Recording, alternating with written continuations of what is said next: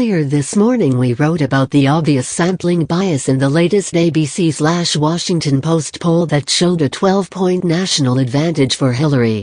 Like many of the recent polls from Reuters, ABC and the Washington Post, this latest poll included a 9-point sampling bias toward registered Democrats. Methodology: this ABC News poll was conducted by landline and cellular telephone October 20th to 22nd, 2016, in English and Spanish, among a random national sample of 874 likely voters. Results have a margin of sampling error of 3.5 points, including the design effect. Partisan divisions are 36-27-31%, Democrats, Republicans, Independents. Of course, while Democrats may enjoy a slight registration advantage of a couple of points, it is nowhere near the 9 points reflected in this latest poll. Meanwhile, we also pointed out that with huge variances in preference across demographics, one can easily rig a poll by over-indexing to one group versus another. As a quick example, the ABC/WAPO poll found that Hillary enjoys a 79-point advantage over Trump with black voters. Therefore, even a small oversample of black voters of 5% could swing the overall poll by 3 full points. Moreover, the pollsters don't provide data on the demographic mix of their polls, which makes it impossible to fact-check the bias. Convenient. ABC poll. Now, for all of you out there who still aren't convinced that the polls are adjusted, we present to you the following Podesta email, leaked earlier today, that conveniently spells out, in detail, exactly how to manufacture the desired data.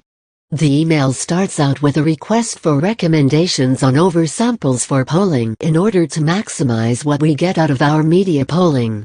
I also want to get your Atlas folks to recommend oversamples for our polling before we start in February.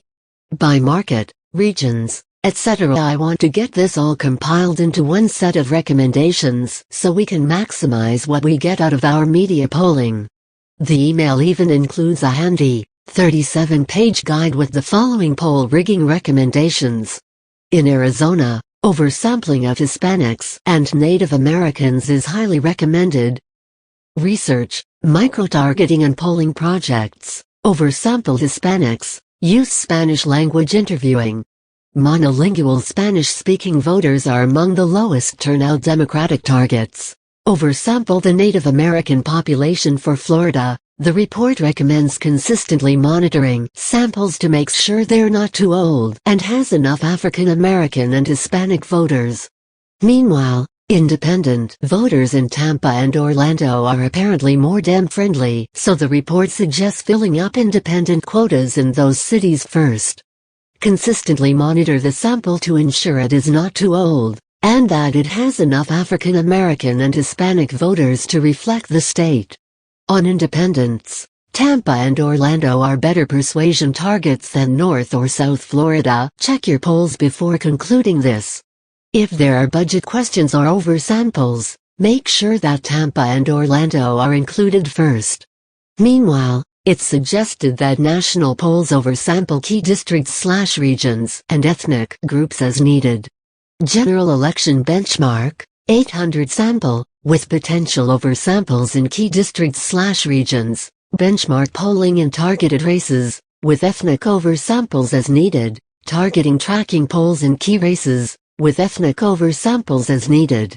Oversample. And that's how you manufacture a 12-point lead for your chosen candidate and effectively chill the vote of your opposition. Here is a full report of polling and media recommendations from the Atlas Project.